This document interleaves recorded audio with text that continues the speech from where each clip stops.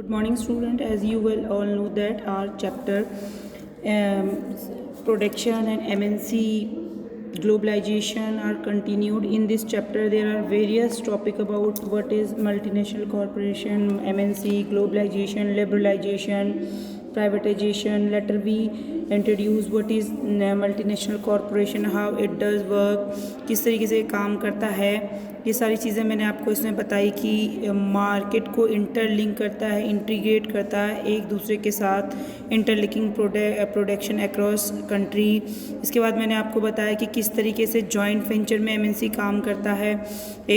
मैंने इसमें आपको ऑयल फूड के बारे में बताया था कि किस तरीके से प्रोडक्शन को एमएनसी कंट्रोल करती है. और फिर मैंने आपको बताया था कि मार्केट को इंटरलिंक कैसे किया जाता है, ठीक है, और किस तरीके से लोकल कंपनीज़ को बाय करती है.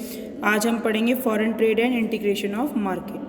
For a long time foreign trade has been the main channel connecting countries. Obvious है कि जो फॉरेन ट्रेड है वो क्या कर रहा है, इंटरकनेक्ट कर रहा है कंट्रीज़ को.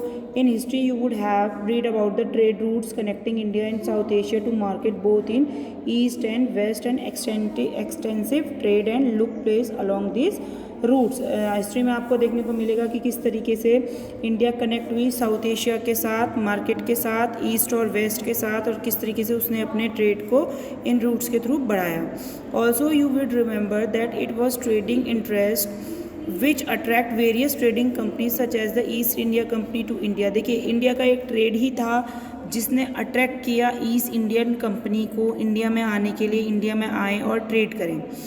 When then it is the basic function of foreign trade. जब और तब ये क्या था, एक बेसिक फंक्शन था किसका, फॉरेन ट्रेड का, ठीक है. To put it simply, foreign trade creates an opportunity for the producer to reach beyond the domestic market. और अगर हम बात करें कि फॉरेन ट्रेड ने क्या किया, एक अपॉर्चुनिटी क्रिएट की प्रोड्यूसर्स के, ताकि वो अपने डोमेस्टिक मार्केट में पहुंच सकें, ठीक है. That is markets of their own country. मैंने पहले भी आपको बताया कि डोमेस्टिक मार्केट्स क्या होते हैं, जो कंट्री के खुद के मार्केट्स होते हैं, ठीक है. चाहे अगर हम इंडिया में बात करें, जो हमारा हैंडीक्राफ्ट मार्केट है या जो हमारा हैंडलूम का मार्केट है, वो हमारा डोमेस्टिक मार्केट है. Producer can sell their produce not only in market located with in the country but can also compete in markets. जो प्रोड्यूसर हैं वो सिर्फ अपने प्रोडक्ट्स को सिर्फ मार्केट में ही नहीं बेच सकते जो कि कंट्री में है, बल्कि कम्पीट कर सकते हैं जो कि अदर कंट्रीज़ में भी मार्केट हमारे सेटअप है, वर्ल्ड के अदर कंट्रीज़ में. सिमिलरली फॉर द बायर्स, इसी तरह जो बायर्स हैं, imports of good produce in other country. देखिए, ग्लोबलाइजेशन क्या है, मैंने आपको पहले भी समझाया, जो इंटरलिंक कर रही है कंट्री. ऐसा तो नहीं है कि अगर बरेली में कुछ प्रोड्यूस हो रहा है तो वो बरेली में ही आपको मिलेगा, वो आपको यूपी में भी मिल सकता है, वो आपको बिहार में भी मिल सकता है, वो आपको पंजाब में भी मिल सकता है.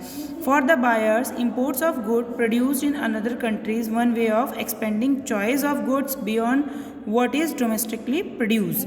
अब जो बायर्स हैं और जो इंपोर्ट्स ऑफ गुड्स हैं जो प्रोड्यूस होती हैं दूसरी कंट्रीज़ में, ये भी एक जो वे है, वो एक वे होता है ताकि हम एक्सपेंड कर सकें चॉइसेस को. किसकी चॉइसेस को, गुड्स की चॉइसेस को, अपने जो हमारा डोमेस्टिकली प्रोड्यूस्ड हुआ है. इसके बाद जो हमारा नेक्स्ट टॉपिक है, globalisation and the Indian economy. देखिए, अभी तक जो हमने पढ़ा, चाइनीज़ टॉयज़ का एग्जाम्पल देती हूँ मैं आपको, ठीक है. सिंपल सा एग्जाम्पल देती हूँ कि आप देखते हैं कि जो इंडियन मार्केट है वो फुल ऑफ चाइनीज़ टॉयज़ है, ठीक है. अब चाइनीज़ टॉयज़ अगर फ्रीक्वेंटली इंडिया में एक्सपोर्ट होता रहा, इंपोर्ट होता रहा, तो क्या होगा, उसकी वजह से जो इंडियन मार्केट है पूरी तरीके से डिस्ट्रॉय हो जाएगा. तो गवर्नमेंट को क्या कदम उठाने चाहिए कि वो हमारे डोमेस्टिक मार्केट को बचा सके. अब देखिए, in general with the opening of trade goods travels from one market to another. जैसे जैसे ट्रेड ओपन हुआ है उसी तरीके से जो गुड्स हैं वो ट्रैवल हो रही है एक मार्केट से दूसरे में. Choice of goods in the market rise. और मार्केट में आप देखते हैं कि जो सामान है उसकी जो चॉइस है वो भी काफ़ी ज़्यादा राइज हो रही है. प्राइसेस और similar good in two markets tend to become equal. मैंने पहले भी आपको बताया है कि जो भी प्राइसेस होंगे, ऐसा नहीं है कि एक शॉप में दूसरा प्राइस है तो दूसरे शॉप में दूसरा प्राइस, इक्वल प्राइस आपको देखने को मिलेगा. And producer in two countries now closely compete against each other even though they are separated by thousands of mile. भले ही कितनी ही दूरियां हों मार्केट के बीच बीच में, लेकिन फिर भी मार्केट क्या करते हैं, एक दूसरे से compete करते हैं। Foreign trade thus result in connecting the market और integration of market in different country. इसीलिए हम कह सकते हैं कि जो फॉरेन मार्केट है वो रिजल्ट है कि वो कनेक्ट करता है मार्केट को, इंटीग्रेशन करता है मार्केट को डिफरेंट कंट्रीज़ के बीच में। अब हम पढ़ेंगे what is globalisation. Our next important topic is what is globalisation. In the past 2-3 decades more MNC have been looking for location and around the world which would be cheap for their production।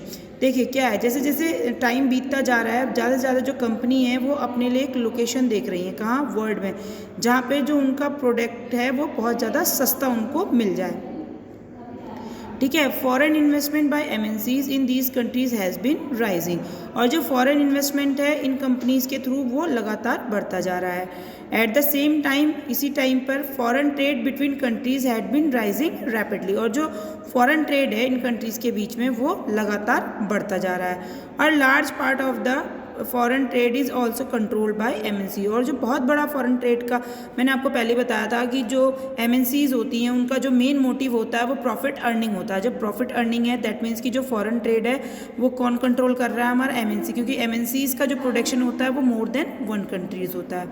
For instance the car manufacturing plant of Ford Motors in India not only produce cars for the Indian market, it also export cars to the other developing countries and export from car companies for its many factories around the world।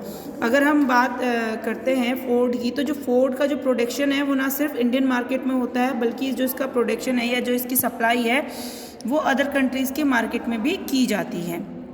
वो developing countries में भी है, under developing countries में भी है, यानी और for its many factories around the world. जो इसकी फैक्ट्रीज़ हैं वो सिर्फ इंडिया में ही लोकेटेड नहीं है, इवन दैट वर्ल्ड में चारों तरफ है। लाइकवाइज इसी तरह की जो एक्टिविटीज़ हैं MNC involve substantial trade in goods and also services. जो ग्लोबलाइजेशन है वो किस में आपका इंक्लूड हो रहा है, जो बहुत तरह की जो आपका ट्रेड है, जो आपका मैन्युफैक्चरिंग है, उसमें भी ये बहुत तरीके का रोल प्ले करता है। देखिए अगर हम सिंपली ग्लोबलाइजेशन को लेते हैं तो ग्लोबलाइजेशन का मतलब होता है interconnected and interlinked of the market to each other. यानी कि जो प्रोडक्शन है वो आपको कहीं भी, किसी भी स्टेट में कह लीजिए, किसी भी कंट्री में कह लीजिएगा, वो आपको देखने को मिलेगा। देखिए जैसे मैं आपको सिंपल सा एक एग्जांपल समझाती हूँ कि जब आप क्या करने जाते हैं, जब आप शॉपिंग करने जाते हैं तो ऐसा नहीं है कि जो अमेरिकन ब्रांड है वो आपको इंडिया में अवेलेबल नहीं होगा। हर तरह का ब्रांड आपको इंडिया में देखने को मिलेगा, चाहे वो आपका लिवाइस का शोरूम हो, चाहे वो आपका वैन हुसैन का शोरूम हो, या आपका बाटा का शोरूम हो। ठीक है, इंडियन जो ब्रांड्स है वो आपको आउट ऑफ द कंट्री भी देखने को मिलेंगी, और जो आउट ऑफ कंट्री के जो ब्रांड है वो भी आपको इंडिया में देखने को मिलेगा। ठीक है, इंडिया में देखने को मिलेगा। तो इसका मतलब जो ट्रेड है, ठीक है, जो हमारा बिजनेस है वो पूरी तरीके से किसके ऊपर डिपेंड कर रहा है, हमारे ग्लोबलाइजेशन के ऊपर डिपेंड कर रहा है। किसके ऊपर डिपेंड कर रहा है, हमारे ग्लोबलाइजेशन के ऊपर डिपेंड कर रहा है। यानी ग्लोबलाइजेशन का मतलब क्या है कि हम इंटरलिंक कर रहे हैं किसको, मार्केट को, किससे, एक दूसरे के साथ हम इसको इंटरलिंक कर रहे हैं। ठीक है, और इसमें जो सबसे बड़ा रोल प्ले करती है वो कौन कर रही है, MNC involve substantial trade in goods and also services. ठीक है, the result of greater foreign investment and greater foreign trade has been greater integration of production and market across the country. इसकी वजह से क्या है, जो रिजल्ट है foreign investment का और फॉरेन ट्रेड का, ये क्या है, पूरी तरीके से पूरी सारी कंट्रीज में फैला हुआ है। Globalisation is the process. देखिए what is the definition of globalisation. Globalisation is the process of rapid integration और इंटरकनेक्शन बिटवीन कंट्रीज, जो कि मैंने भी आपको बताया कि ग्लोबलाइजेशन एक प्रोसेस है जो तेजी से इंटरलिंक करता है, इंटीग्रेट करता है बिटवीन कंट्रीज।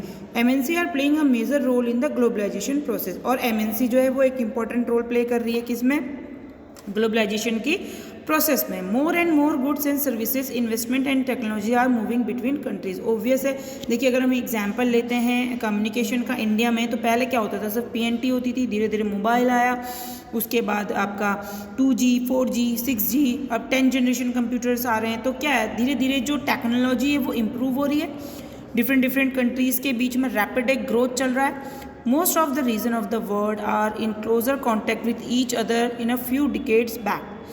जो रीजन्स हैं वर्ड्स के वो क्लोजर कॉन्टैक्ट में हैं एक दूसरे के बहुत साल पहले से। Beside the movements of goods services investment and technology there is one more way in which the country can be connected. सिर्फ जो मूवमेंट्स है गुड्स एंड सर्विसेज का या इन्वेस्टमेंट है टेक्नोलॉजी का, इसके अलावा भी बहुत सारे ऐसे रास्ते हैं जिससे कंट्रीज़ जो है एक दूसरे के साथ कनेक्ट हो सकती हैं। This is through the movement of people between countries. लोग जाते हैं ना एक कंट्रीज से दूसरी कंट्रीज़ में, आपने देखा वर्ल्ड टूर के लिए जाते हैं, इंडिया में जो फॉरेनर्स हैं वो आते हैं। पीपल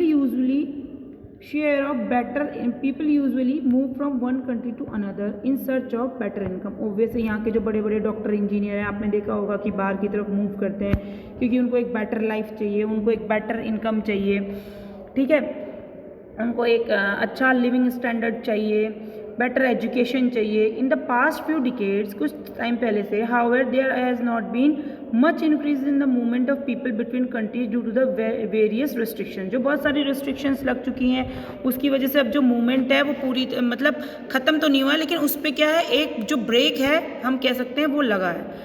अब देखिए factors that have enable globalisation, जो ग्लोबलाइजेशन को इनेबल करती हैं। सबसे पहले क्या है हमारा technology. Rapid improvement in technology has been one major factor that has stimulated in the globalisation process. For instance, the past 50 years have seen several improvements in transportation technology. This has much faster delivery of goods across distance possible at lower cost. जो first factor है वो technology. आप देख सकते हैं कि एक rapid improvement हुआ टेक्नोलॉजी में। देखिए एक छोटा सा एग्जांपल लेके चलते हैं, ऑनलाइन शॉपिंग, ठीक है।